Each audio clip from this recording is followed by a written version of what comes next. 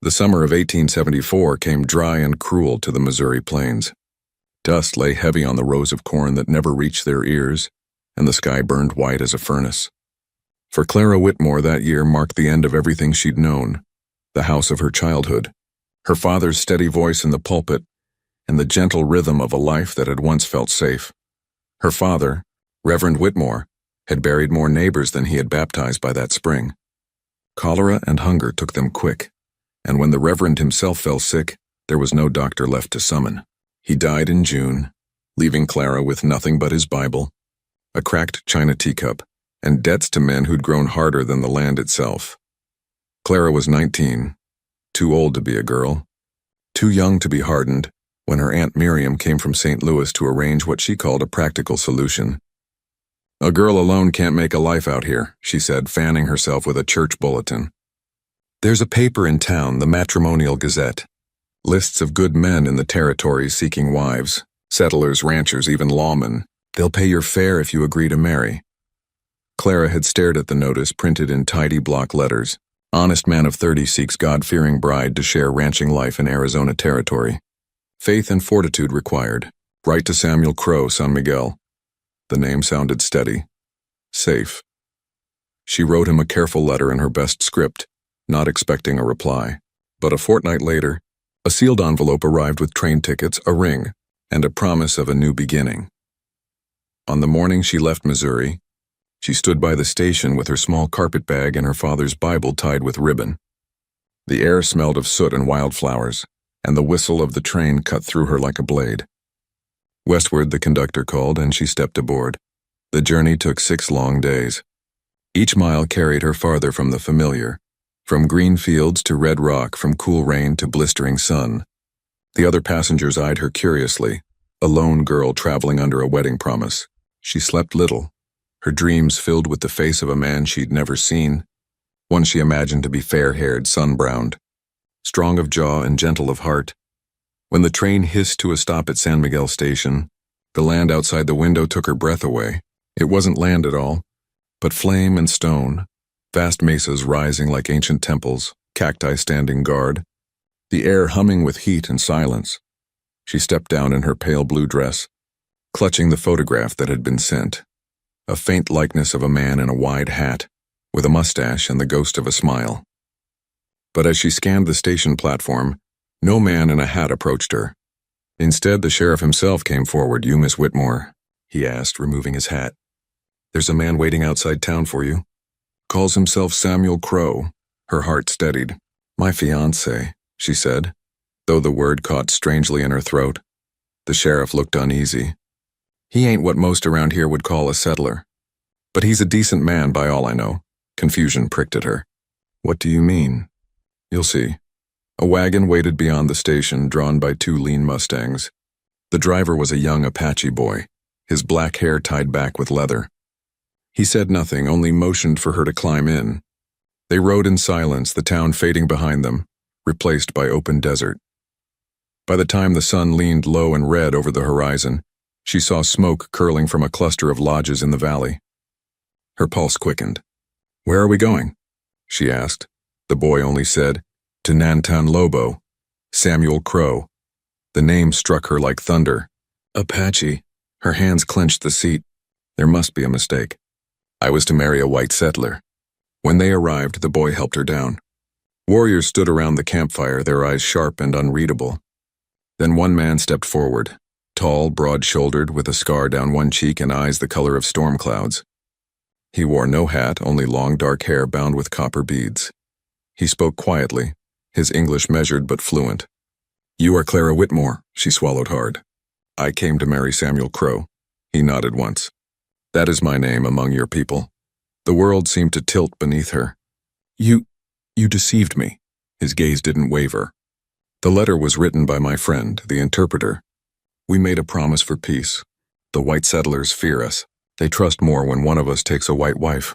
It was not meant to shame you." She took a trembling step back. "You can't mean to go through with this." "I must," he said simply. "The treaty depends on it. So do lives, mine and my people's." Tears stung her eyes. "And what of my life?" He looked at her then, truly looked, and something in his face softened.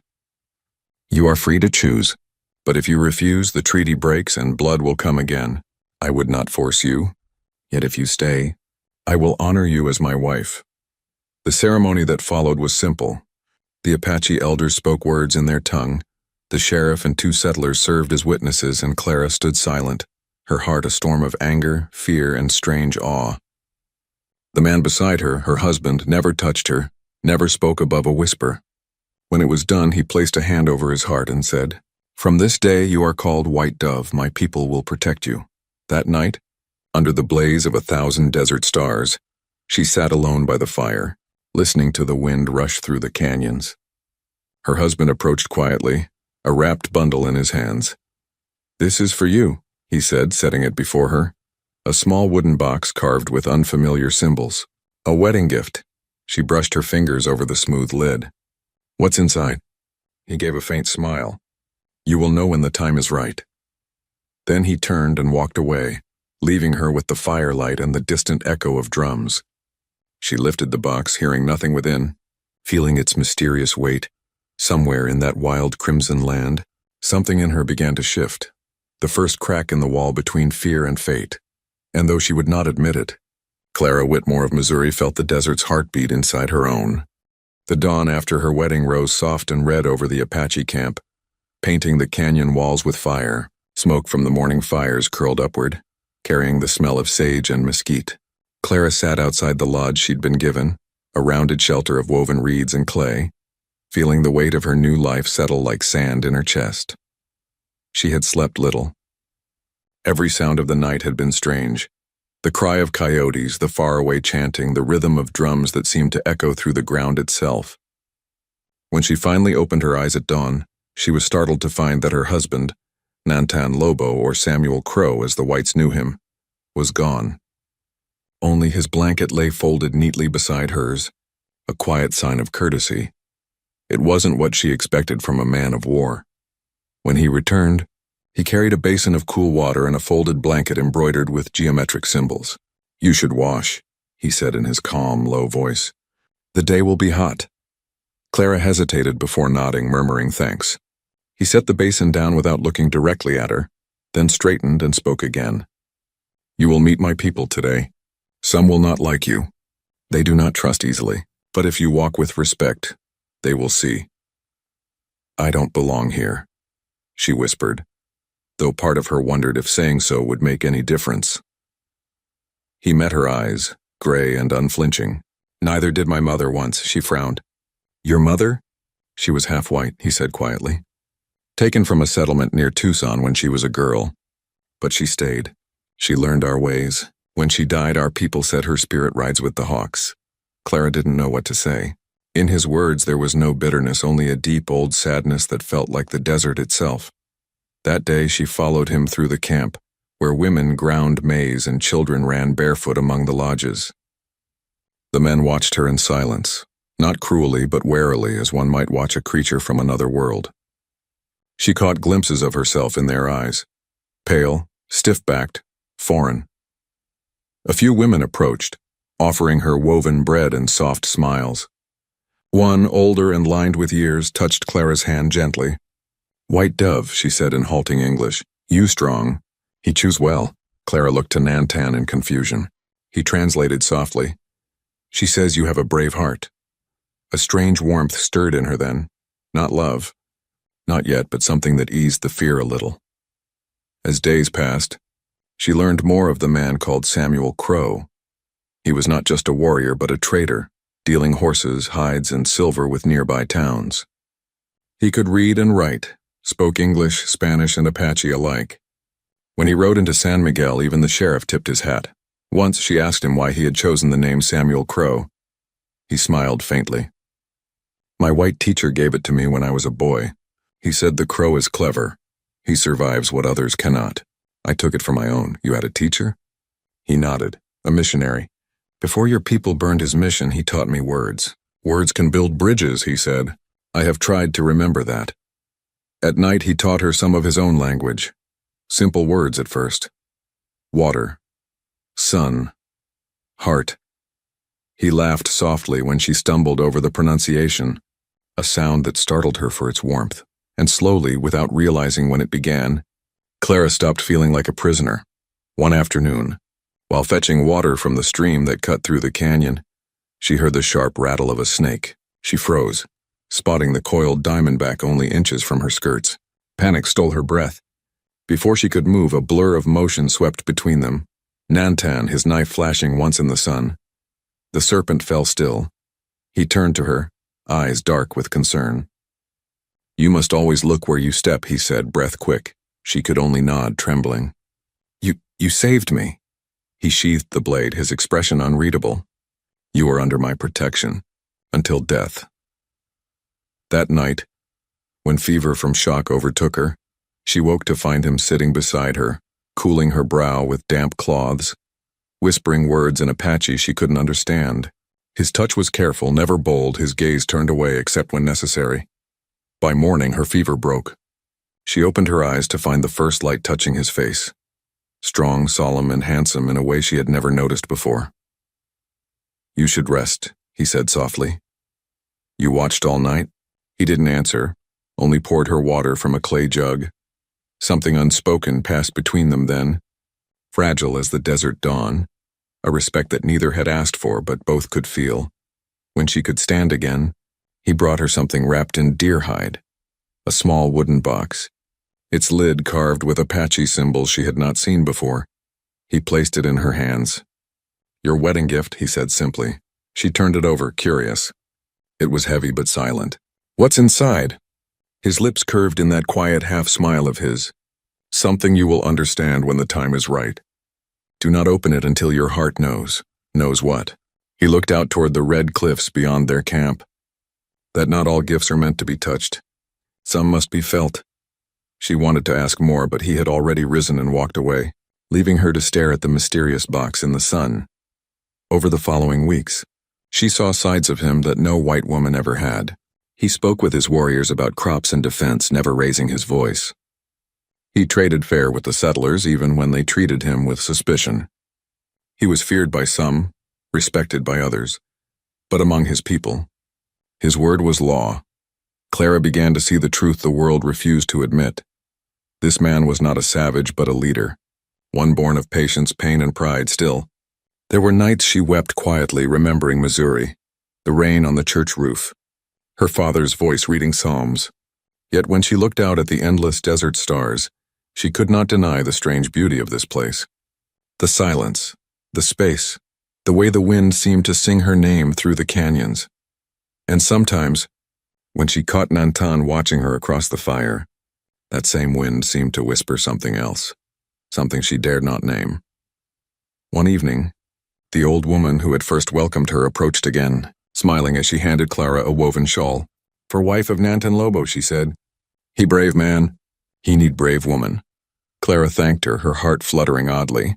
Later, when she told Nantan what the woman had said, he gave a small knowing nod. "She is right. You are stronger than you think, white dove." She looked at him then. Really looked, at the scar on his jaw, the steadiness in his eyes, the quiet sorrow that never quite left his face. And for the first time, Clara Whitmore of Missouri wondered if her coming here had been fate, not misfortune. As the fire burned low that night, she touched the wooden box beside her bed. She still hadn't opened it. But for the first time, she wasn't sure she wanted to. Autumn crept into the Arizona territory with a kind of quiet menace. The days were still fierce with heat, but the nights grew cold, the air sharp with the smell of mesquite smoke. The desert shifted its colors, ochre turning to crimson, cactus blooms giving way to dust. Clara had learned by then to rise before dawn and grind maize with the other women. Her hands had blistered at first, but calluses came quickly. She wore a woven skirt now instead of her old blue dress, and her sunburnt skin had darkened to a bronze glow. The people no longer stared when she passed. Some even nodded in greeting. But peace in the camp was fragile as glass. Rumors drifted from San Miguel, cattle stolen from the settlers. Wagons raided along the river trail. Clara overheard the men talk in low voices around the fire, the way soldiers did before battle. The name Apache was once again whispered with fear in town and with bitterness in the hills. One afternoon, Nantan rode in from the trading post, his horse lathered and eyes grim. He dismounted, tossing the reins to a boy, and went straight to where Clara was mending a torn blanket. "Pack what you need," he said quietly. "We may have to leave for the high country." She looked up sharply. "Leave? Why?" "The settlers say my people stole cattle from their ranches." Her heart clenched. "Did they?" He shook his head. "No, but outlaws ride under our shadow. Whites see hoofprints and think them ours. The sheriff sent men to investigate. It will not end with questions." She rose, gripping the fabric in her hands. "Can't you speak to them? You trade with them. They trust you." Nantan gave a faint, weary smile. "Trust dies quicker than love, White Dove." That night fires burned higher and sentries doubled their watch. Clara lay awake, listening to the distant cry of coyotes and the whisper of drums. Fear and sorrow twisted together inside her, not just for herself, but for the people she had come to understand, if not yet call her own. By morning, she made a decision. When Nantan saddled his horse to ride to San Miguel, she stepped in front of him. "I'm coming with you," she said firmly. His brows furrowed. "No, it's dangerous. The whites may not see you as one of them now." "Then let them see me as your wife," she said. "Maybe that will remind them that we are not enemies." For a moment he stared at her, then nodded once. "Very well, but you stay close." They rode through the desert together, he on his painted stallion, she on a smaller bay mare. The air shimmered with heat.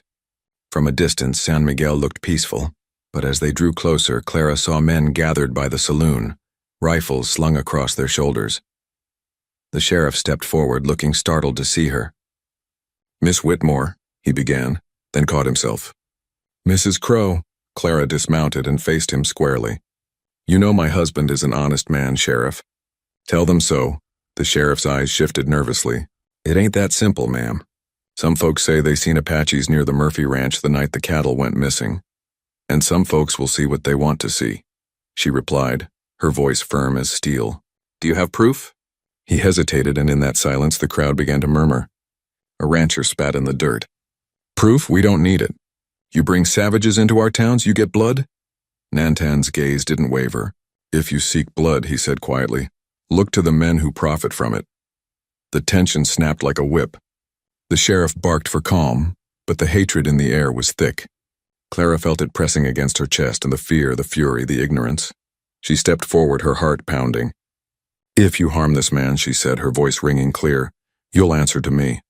He is my husband, and I will stand with him." The words stunned everyone, even Nantan. A hush fell. After a long moment, the sheriff cleared his throat. "All right," he said roughly. "No one's hanging anyone today. But keep your people clear of town, Crow. Tensions are high." Nantan nodded once, and the two of them rode out. Only when they were miles from the settlement did Clara release the breath she'd been holding. "You shouldn't have done that," Nantan said quietly. "They could have turned on you." "I couldn't just stand there," she said, her voice trembling. "I couldn't let them talk about you that way. You've done nothing but protect me." He looked at her then, long and searching. "You spoke like a warrior." She gave a shaky smile. "Or maybe just a wife who's tired of being afraid." That night, back at camp, the air between them felt different. Charged, like lightning waiting to strike. As they sat by the fire, he handed her a cup of sweet cactus wine. The flames danced across his face, softening his features. "Why did you defend me, White Dove?" he asked. She met his gaze. "Because I see you. Not what they say you are. What you truly are." His eyes darkened, and he leaned closer, voice low. "And what do you see?" Her breath caught. "A man who carries more honor in silence than most do in words." He smiled faintly, then looked toward the fire. "You are brave, Clara Whitmore. Too brave for this world, maybe." The silence that followed was thick with things neither dared to speak. And in that stillness she realized that the fear she once felt for him had turned to something far more dangerous. Trust. Days passed. Peace held, but barely. Then one moonless night, chaos came roaring back. Clara woke to the smell of smoke and the sound of shouting. The camp was burning, lodges aflame, horses screaming in terror. Gunshots cracked through the night. She stumbled out of her hut to see masked riders storming the camp, torches in hand. "Nantan," she screamed. He appeared through the smoke, firing his rifle with deadly precision. "Get back," he shouted. "Hide!" But before she could move, a blast threw her to the ground. The world spun, fire licking the edges of her vision. When she came to, the camp was chaos. Warriors fighting back with bows and rifles, women dragging children to safety. Nantan was surrounded. 3 outlaws bore down on him, one striking him across the head with a rifle butt. He fell dazed, blood streaking his temple. "Leave him," she cried, running forward, but a hand seized her arm. It was the old woman, the one who had called her brave. "No, White Dove," she said fiercely. "If you die, hope dies too." The words burned. Clara looked once more toward Nantan, bound, being dragged toward the canyon, and made a choice that tore her soul in two. She ran. Through the smoke and the screams, she fled into the desert, clutching only one thing: the small wooden box he had given her. She didn't know where she was going, only that she couldn't let it fall into their hands. By dawn, she collapsed beneath a sandstone arch, her dress torn, her throat raw from dust. The horizon flamed with sunrise. She pulled the box from her satchel and held it to her chest, weeping. Inside that simple carving lay the last piece of him she had left. She pressed her forehead against it and whispered, "Please, God, don't let that be the end." And as the wind rose through the canyon, carrying with it the smell of smoke and blood, Clara Whitmore vowed she would not rest until she found her husband again, no matter how far she had to ride. The desert at dawn was a cruel kind of beautiful, quiet as death, vast as eternity. The sun rose over the jagged horizon like molten gold, spilling across the sand and stone, touching the world with fire. Clara Whitmore lay beneath a crooked mesquite tree, her face streaked with soot and tears, her heart pounding with one terrible truth: Nantan was gone. Captured, bound, dragged away by men who saw him not as a husband or a man, but a savage worth hanging. She sat up, her throat dry and burning. The wind carried faint echoes of hooves, distant, fading westward. They were taking him to San Miguel, she realized. The same town that had spat his name like poison, the same town she had defended him in. The sheriff might mean well, but those outlaws were no deputies. They were killers for hire, paid to finish what the settlers had started, and she was the only one who could stop them. Clara stood shakily, dust clinging to her torn skirt. Around her neck hung the silver crucifix her father had given her, tarnished now, but still shining faintly in the light. She pressed it once to her lips. "I won't lose him," she whispered to the wind. "Not like this." Her mare, frightened and scraped from the night's chaos, stood tethered nearby, still trembling. Clara soothed her with a trembling hand. "We're going to find him, girl. We're going to bring him home." She saddled. The horse, with what little strength she had left, tied the wooden box tightly to her satchel and turned toward the open desert. The ride was agony. The land stretched endless before her. Red mesas, dry riverbeds, scattered sage. Heat shimmered off the sand in waves that twisted the air like smoke. But Clara rode on, guided only by instinct and the tracks she could still faintly see, hoofprints cutting across the wash. Each mile seemed to strip her of another piece of the girl she once was, the preacher's daughter from Missouri, the frightened bride who had stepped off the train in a blue dress. What remained was harder, leaner, and carved by the desert itself. By midday the sun was merciless. Her lips cracked, her throat burned, her body screamed for rest. She shaded her eyes and spotted movement in the distance, a column of black smoke rising beyond the canyon rim. Campfire, she thought, or worse. Cautiously she rode closer, the mare's hooves whispering over sand and stone. As she reached the crest of a ridge, she saw them. 5 riders gathered near a cluster of rocks, their horses tethered, rifles glinting in the sun, and tied to a post at the camp's edge and beaten, bloodied, but alive, was Nantan. Her heart nearly stopped. She slid from her horse and crouched behind a boulder, watching. The outlaws were drinking, laughing. One tossed a tin cup into the fire. Another paced near Nantan, jeering. "Filthy Apache," the man spat. "You thought you could outsmart us? We'll fetch a good price for your scalp." Nantan said nothing. His head hung low, blood streaking down one cheek. Yet even in defeat he held himself with the quiet dignity that had first unsettled her. Clara's hands shook. She had no weapon, only her courage and the wooden box still strapped to her side. She looked at it now, desperate. It had been his gift, sealed since their wedding night. Something in her heart whispered, "Now." With trembling fingers, she untied the cord and lifted the lid. Inside lay a folded piece of woven cloth, a sash of crimson and gold, and a letter written in both English and Apache. The paper was weathered, the writing precise and firm. "Clara, if ever you open this, it means the path has tested your heart. You are free, free to leave me and return to your world, or free to stay and make this one your own. I will never bind you, not in body or spirit.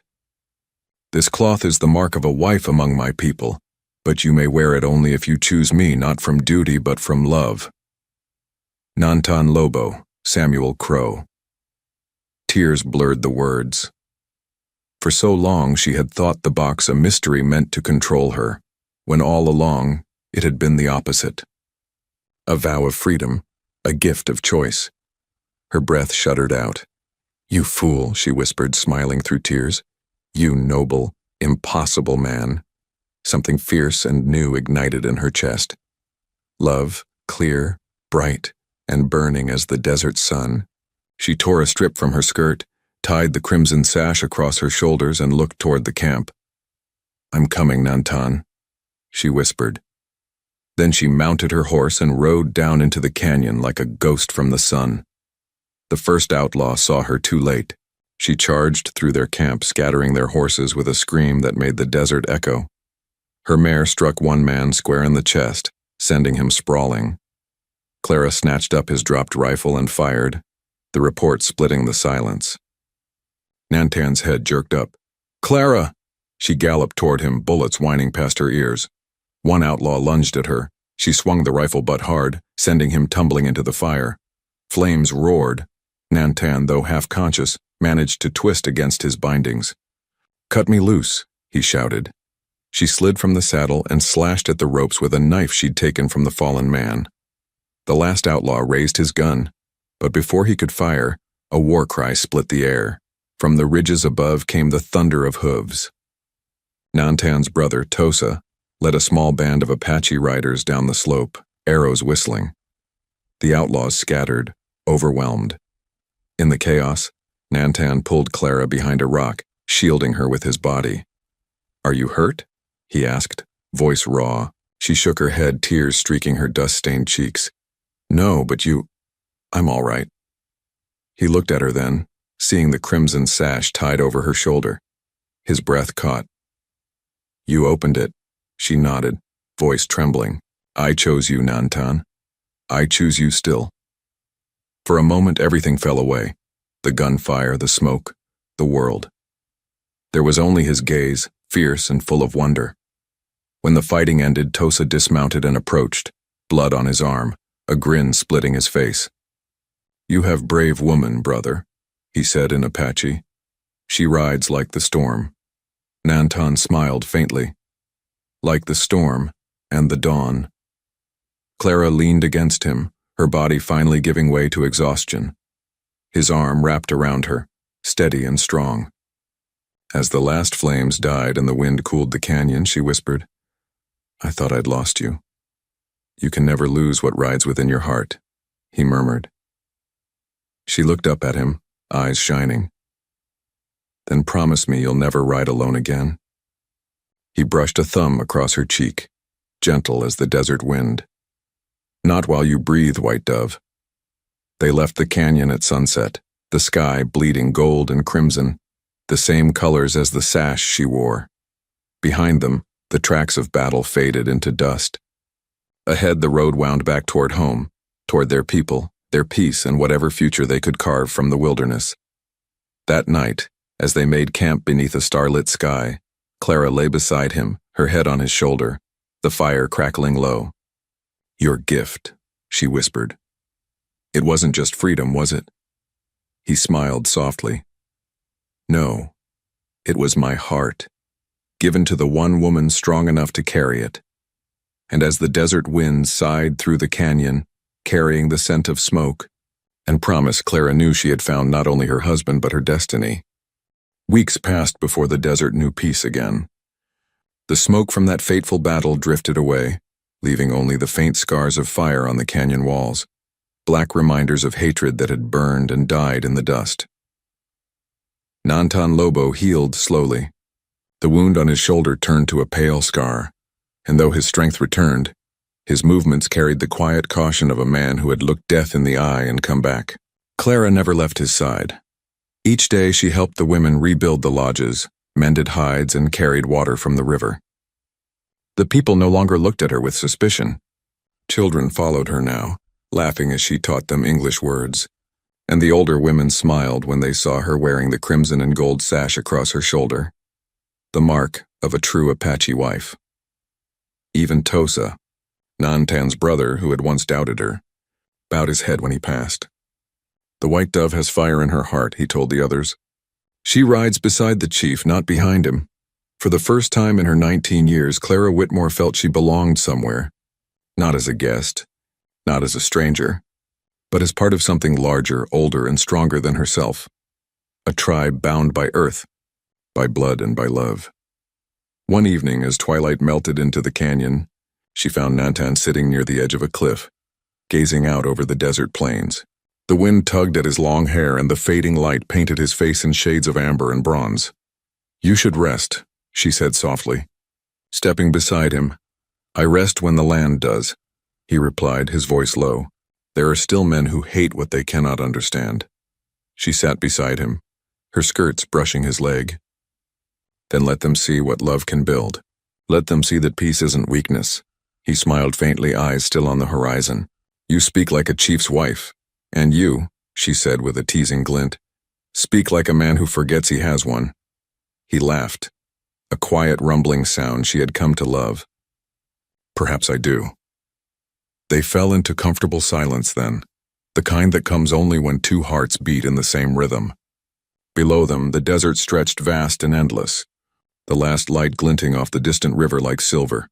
"I have something for you," he said suddenly. He reached into the pouch at his side and drew out a small object, a pendant of silver, shaped like a bird in flight. It caught the firelight, gleaming warm against his palm. Clara looked at it, puzzled. "It's beautiful, but what is it?" He turned it over, revealing the metal's uneven texture, melted, molded anew. "It was once the lock from your wedding box," he said quietly. "I melted it down and shaped it with my hands." She gasped softly, tears springing to her eyes. "The box? But why?" "Because locks keep hearts closed," he said. "And yours opened mine." Her breath caught, and for a moment she could not speak. She took the pendant in her hands, feeling its warmth, its weight, its meaning. "Nantan," he brushed a strand of hair from her face. "Wear it always. It is not gold or silver that gives it worth, but the story it holds. A gift from the man who once thought love was a chain, and learned it was a wind instead." Her throat ached with emotion. "And what of me? What do I give in return?" He smiled softly. "You've already given it. You stayed." The wind shifted then, carrying the scent of rain, a rare blessing in the desert. Far off, thunder rolled like the drumbeat of the earth itself. Clara rose and looked toward the horizon where clouds gathered in dark folds. "Rain," she whispered. "It's coming." Nantan stood and wrapped an arm around her waist. "The land drinks and life begins again." When the storm broke, the tribe rejoiced. Men lifted their faces to the sky, women sang, children danced barefoot in the red mud. Clara laughed among them, the rain soaking her hair, her skirt, her skin. She felt alive, more alive than she had ever been in Missouri, more than she had ever been in the narrow pews of her father's church. And in that laughter, in that storm, she understood what her marriage truly was. Not a contract of survival, but a covenant written by the wind, sealed by the rain. The months that followed brought change beyond the canyon. Word of the Apache woman, the white bride who had defended her husband in front of an armed crowd, spread through the towns. The story softened hearts little by little. When spring came, the sheriff of San Miguel rode to the camp with a small escort. He dismounted and approached Nantan with an awkward bow. "Crow," he said, "we've drawn up new trade terms with the ranchers. I reckon it's time we ended this fightin' for good. You'll have safe passage to town, and fair pay for your horses." Nantan studied the man, then offered his hand. "And your people will have safe passage here. No blood for blood." The sheriff nodded, then turned to Clara. You done more than you know, ma'am.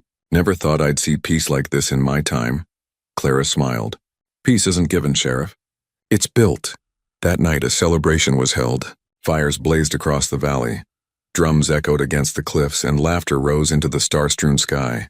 Whites and Apaches sat side by side, breaking bread, trading stories, watching the same flames dance between them. Clara wore the silver bird around her neck, gleaming against her sun-kissed skin. When Nantan took her hand and led her before the gathered people, silence fell. He raised his voice so all could hear. Once I took a wife for peace. I thought duty was stronger than love, but this woman taught me otherwise.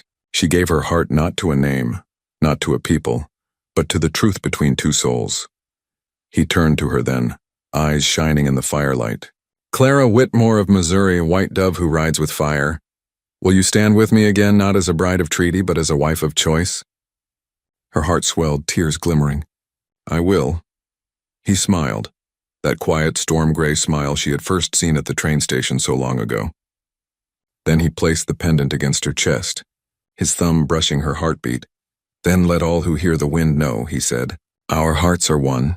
Cheers rose around them, the voices of two worlds mingling into one song, a sound that carried far beyond the camp, beyond the canyons, into the very soul of the desert.